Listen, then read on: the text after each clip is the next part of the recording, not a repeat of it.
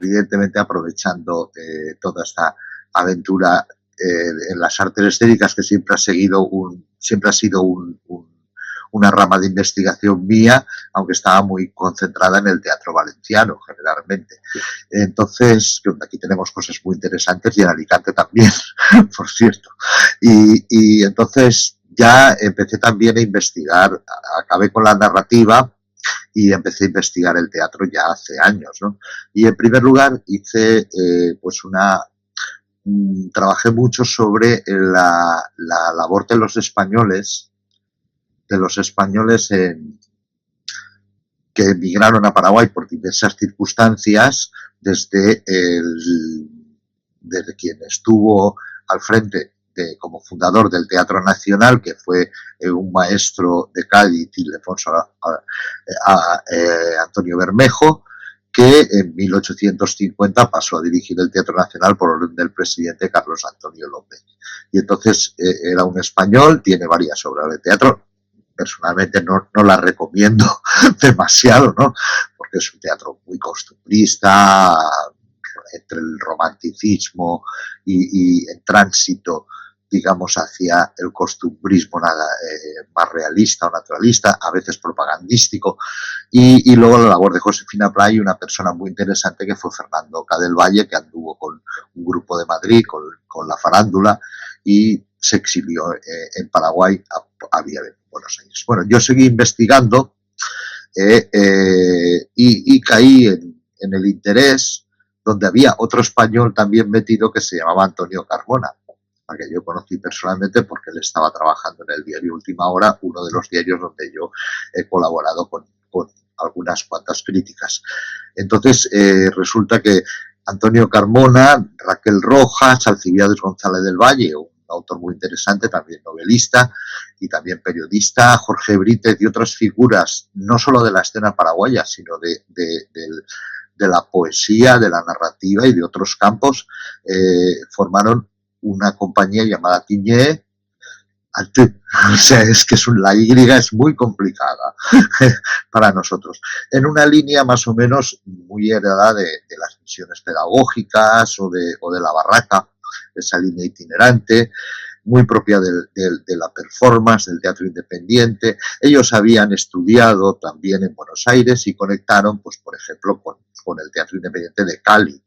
Entonces, donde se vio la clara influencia de Enrique Buenaventura en esta aventura. Ellos habían formado un grupo anteriormente, Raquel Rojas y Tony Carmona, que se llamaba Tiempovillo, que trataban de llevar adelante enseñanzas de Grotowski, de Judith Malina y el Living Theater y el Teatro Arena de Brasil. O sea, que son personas que estaban muy al día en las innovaciones teatrales allá por los años 60 y primeros de los 70. Voy a ver si puedo poner el PowerPoint, si lo puedo compartir. A ver si encuentro este Power.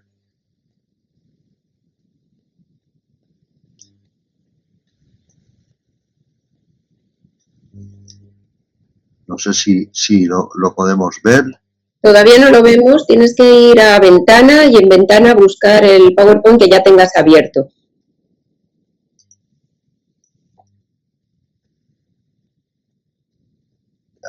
La ventana, a ver dónde está, aquí.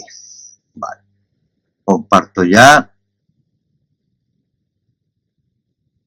esta presentación desde el principio y bueno, aunque trataba mi título iba sobre el teatro independiente, lo he cambiado por un teatro para el pueblo, porque realmente su labor fue caminar por senderos y senderos, que luego lo veréis, con las dificultades y lo que para mí es algo fundamental en el teatro independiente, que es la furgoneta, ¿no? El ir de aquí para allá con una furgoneta por aquellos caminos a representar en zonas populares, teniendo en cuenta que aquel Paraguay estaba sumido en el alfabetismo prácticamente de un 90% de la población y en las zonas rurales. Y además con un sentido político. El sentido político que estamos durante la dictadura de Stroessner, mayo del 75, es cuando se forma este grupo y es cuando Stroessner está con todo el operativo de la Cóndor por medir los años más duros de la represión. Aquí tenéis algunas personas que integraron la compañía. En primer lugar, Raquel Rojas, que aún sigue dirigiendo teatro, afortunadamente es una buena directora y va a venir aquí a España. Ella ha venido varias veces al Festival Iberoamericano. El español Tony Carmona, que fue su pareja, Alcibiades González del Valle, Jorge Brí, etcétera, etcétera. Bueno, esto lo importante es que todos constituían un colectivo enorme, donde por primera vez en Paraguay se cuidaba algo tan importante como era el trabajo colectivo, ¿no? Propio de la compañía independiente. Entonces, no solamente, aquí tenéis un afiche de Tiempo Billo, y más o menos veis como está programado para 10 minutos aproximadamente, el primer elenco que hubo y el primer manifiesto, donde también se trataba de reivindicar el guaraní para llegar más, con un mensaje más claro al pueblo en pro de una democratización del país. Eso suponía, evidentemente, enfrentarse pues a la policía y a una figura muy propia de la dictadura que se llamaba Piragüe, que era ni más ni menos que el chivato, ¿no? El delator. Y esto deambulaban por todas partes. El colectivo, formado desde octubre del 75, trataba de realizar estos viajes itinerantes por comunidades indígenas, en primer lugar hacia la etnia abaguaraní, Chiripá, acompañando a sus asociados de un proyecto sobre cuidado de la población indígena que se llama Marandú, de la Universidad Católica de Asunción. En sus etapas de trabajo optaron por el conocimiento, prospección y difusión en el territorio, en itinerancia siempre, y luego por la difusión de obras y capacitación con talleres a jóvenes, docentes y público en las comunidades. Para finalizar con la antropología visual de cada comunidad en convivencia con la gente y a fin de rescatar valores de identidad y cultura campesina, con permanencia en algunos casos extensa, como la de Cazapá durante 2 años. Como podéis ver, las imágenes se acompañaron también de otras artes, como la música, estos tríos del nuevo cancionero paraguayo. Aquí en la diapositiva podéis ver cómo la gente también se dedicaron a hacer teatro solamente para las mujeres de las poblaciones. Perdona, José Vicente, vemos solamente la primera diapositiva. ¿Veis la primera? Sí. Pues había puesto una, bueno, lo voy a pasar. Lo habías puesto para que se pasara automático, pero se ve que no pasa. ¿Veis ahora la de la fundación del grupo? Sí. Vale, pues la voy pasando. Bueno, estos son sus miembros. Me quedo con las 3 figuras de abajo para que veáis que en cierta medida este teatro pues tenía sus particularidades muy heredadas desde la vieja tradición de la comedia del arte hasta el clown y hasta todas estas características performativas del teatro itinerante, ¿no? Aquí este es el antecedente, claro, Tiempo Billo, de donde nació esta escena, y bueno, como veis a la derecha, no eran 4 amigos que se juntan, sino todo un proyecto, como he dicho, donde además estaba el propio Augusto Roa Bastos como colaborador y asesor. Porque evidentemente, a pesar de ser un teatro itinerante muchas veces basado en la improvisación, también se preocupaban de ni más ni menos que cuidar sus textos y sus trabajos.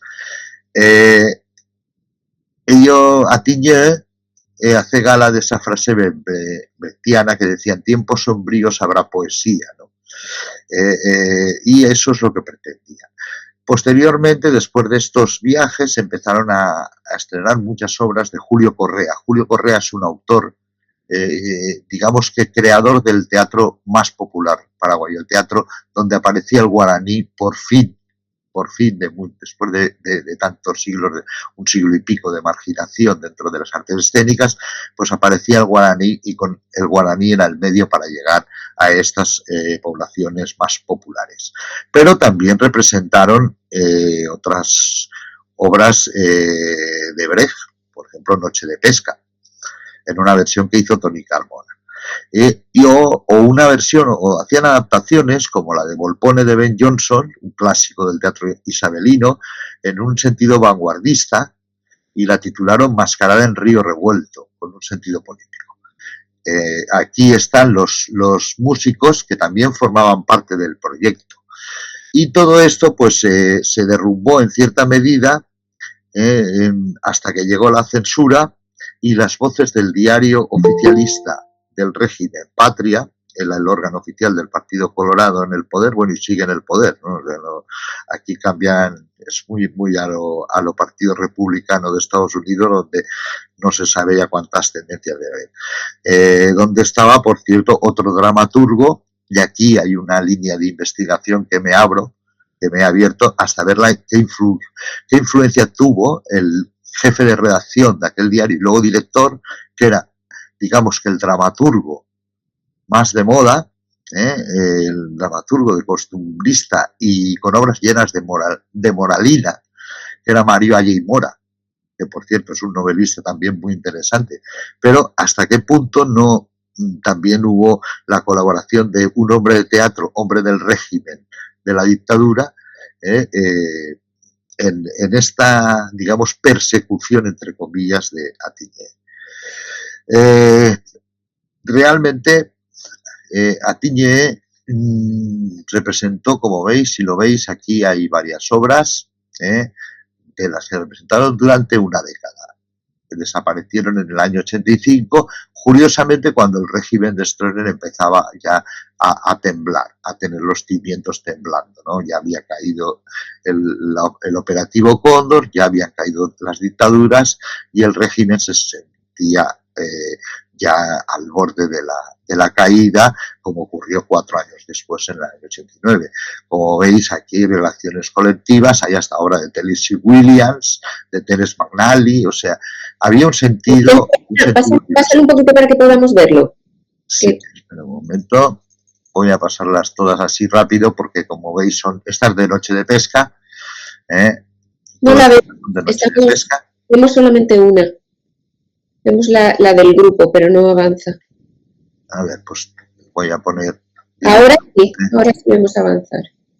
Voy a poner... Bueno, esta es muy curiosa, ¿no? Esta que os pongo delante es la furgoneta famosa, pasando esos puentes de madera que a veces volcaba, ¿no? Bueno, las obras, voy a ver si no se me pasa. Como veis, adaptación de obras diversas. Era en realidad una velada larga y que podía durar varios días, incluso, de las famosas veladas populares que se hacían no solamente en Paraguay o en Latinoamérica, sino también en España. Existía en el Teatro Amateur la famosa velada, ¿no? Obras escritas por el propio Tony Carmona. Estas solían ser más obras callejeras. Aquí empezó Alcibíades González del Valle, que luego hizo una trilogía histórica fabulosa, con Pochondor Saí, y Perú Rimá, el concierto de las picardías. Perú Rimá es el pícaro por excelencia en Paraguay. Perú es Pedro, y Rimá, pues el listo, el espabilado. Luego pues había veladas, Mascarada en Río Revuelto, como he dicho, la adaptación de Ben Jonson, Mandiyuti, y El Almacén, que era una creación colectiva, Noche de Pesca de Bertolt Brecht, Curecosé. Esta obra, en realidad debería poner ahí letra de Antonio Carmona y música de Antonio Pereira, porque era un recital más bien, ¿no? Poético. Y Hombres de mi Tierra, también creación colectiva, a partir con música de Arturo Pereira y sobre el poema de Augusto Roa Bastos, Hombres de mi Tierra. Pues entremeses, pasos de comedia, la mayor parte inventados, pero también algunos clásicos de Cervantes, por ejemplo. Esto ya me lo dijo la propia Raquel Rojas, no me lo confirmó. pues cogían entremeses de Cervantes y los modificaban a su libre albedrío, adaptándolo a lo que pudiera llegar al pueblo, ¿no? De la guerra al cabaret, esa adaptación de Cachorro de Elefante, de Bertolt Brecht, lo que no se dice Tennessee Williams, y el siguiente de Tener Magdalene. En fin, como ya veo que los 10 minutos se van consumiendo, pongo el punto final porque de Attigné, digamos que nació un nuevo teatro paraguayo.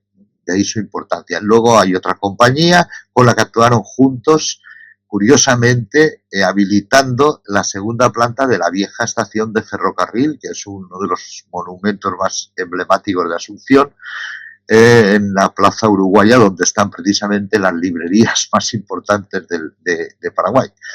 Pues en la segunda planta del ferrocarril se habilitó un teatro, hasta que lo cerró la policía, donde colaboró Attigné con otra compañía interesante llamada La Farándula, dirigida por Eda de los Ríos, una también investigadora de teatro que lastimosamente, bueno, en la Biblioteca Virtual Miguel de Cervantes podéis encontrar algunos ensayos suyos sobre el teatro paraguayo, y lastimosamente falleció cuando estaba en su mejor momento intelectual, ¿no? Pues tanto La Farándula como Attigné son dos vertientes, La Farándula más escénica, más de sala, y Attigné más en el sentido independiente y performativo de lo que fue una evolución del teatro paraguayo desde un costumbrismo